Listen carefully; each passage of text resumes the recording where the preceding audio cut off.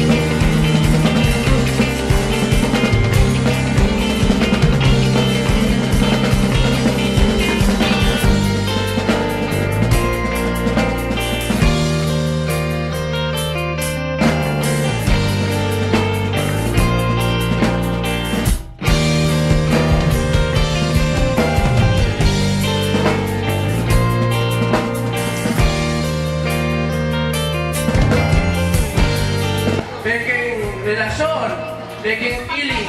Pero, masama ko nakikita to, keyboard naman hanapin ko ano talaga ang totoo. Kaya ako paborito ko sumulat sa gabi. Alam mo bakit? Dahil ang mahuwad na pakpak ng isip ko ay natatakot sa init na sikat ng araw. Dahil baka lamang matunaw ng mga disenyo paligid ito at bumagsak. Patuloy na bumagsak.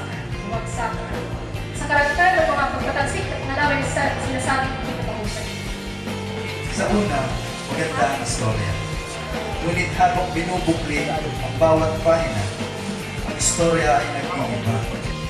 Sana maubos na ang pahina para mangyari na ang huli ang wakas. Ginamit ko yung mga araw na yun, mga buwan, mga araw, mga linggo, na hindi tayo nagkausap, hindi tayo nakita, upang maglikom ng lakas ng loob para sabihin sa'yo, mahal pa kita, miss na kita, handa akong patawarin ka, handa akong tanggapin lahat ng pagkakamali mo. Huwag mo na sa akin ang ulitin. May mga bagay-bagay na madaling simulan pero mahirap tapusin. Inaamin kong nagkasala ako. Nagkamali ako. Hindi ako magtataka kung balang araw may iwan mo ako. Isang pananili na kahit pilit man huwag mag-isip. Sa bandang huli, ako ay pupupaw sa katotohanan na hindi naman talaga kami.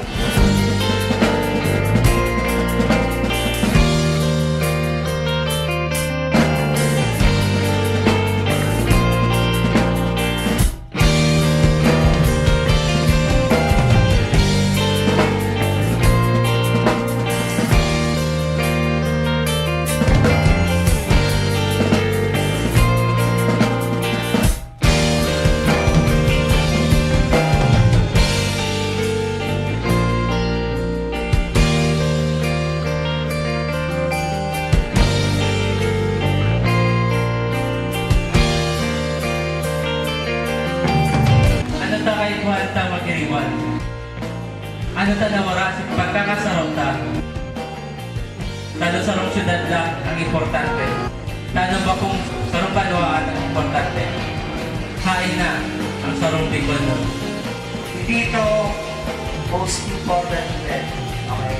Ito yung pinaka importante naganap sa araw na to dahil nagkaisa tayo. Dalawang syudad ng Kamsur at Albay. Hindi natin kailangan magpataasan ng iniipan. Pare-pareho lang tayo Bicolano.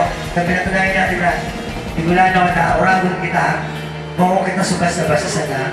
Kaya din naman kayo walang parahili, walang padala ko ganda. Manabaw ang tablang bansaro, para yung Bicolano, tandaan na yan.